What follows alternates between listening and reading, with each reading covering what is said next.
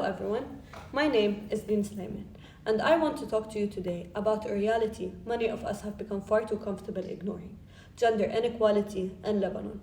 Injustice anywhere is a threat to justice everywhere. That quote by Martin Luther King Jr. perfectly captures what I'm about to share, because when Lebanese women are treated as less than equal, we all suffer. Now you might be thinking, we see women in universities, at work, on social media. Doesn't that mean gender equality already exists? Not even close. Let's start with some facts. According to the World Economic Forum's 2023 Global Gender Gap Report, Lebanon ranks 132 out of 146 countries. That's nearly the bottom of the list. Only 8 out of 128 seats in our parliament are held by women. That's less than 7%. There is no civil personal status law, meaning women's rights in marriage, divorce, and custody are governed by religious courts, and most of these favor men. In fact, a woman in Lebanon can't even pass her citizenship to her children if she marries a non-Lebanese man. But a Lebanese man can.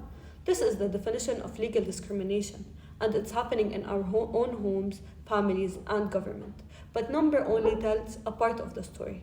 Let me show you the human side. Picture this: a woman named Jana, married young, now wants a divorce because she's suffering from abuse. But because she's Christian, her personal status law says she has to go to a religious court, one where her husband holds more power.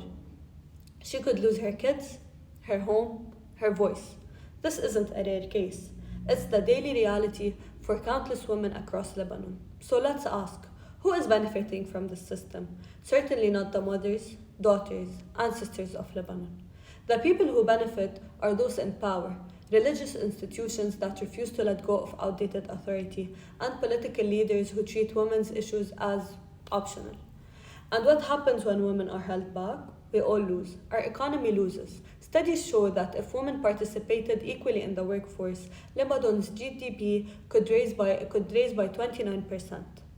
Our politics lose. We miss out on empathy, strength, and intelligence of half of the population. And our youth lose, growing up thinking inequality is normal.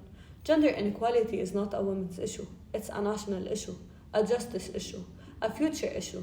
So what do we do? Let's start with what has been tried. Yes, activists have demanded change, and the NGOs have held awareness campaigns. Female candidates have run for office. But with weak enforcement and religious resistance, progress is far too slow. So here's what must happen now, and it starts with all of us. First, we need to pass a civil personal status law, one that treats all people equally, no matter their religion. This would give women fair rights in marriage, divorce, and custody. Second, the Labor Ministry must enforce anti-discrimination policies. Equal pay for equal work is not a luxury, it's a right. We also need paid maternity leave, workplace protection, and support for working mothers like childcare options and return to work programs. Third, we need gender quotas in parliament and ministries. Some people say quotas are unfair, but how is it fair to keep women out for decades? Quotas don't silence men, they make space for women. Fourth, and this one is personal, we must change the mindset of our society, from what we teach in schools to how we raise our sons and daughters, to the jokes we tell and the expectations we passed on. Imagine a Lebanon where girls grow up knowing they can be judges, prime ministers, CEOs, not despite being girls, but because they are strong and capable.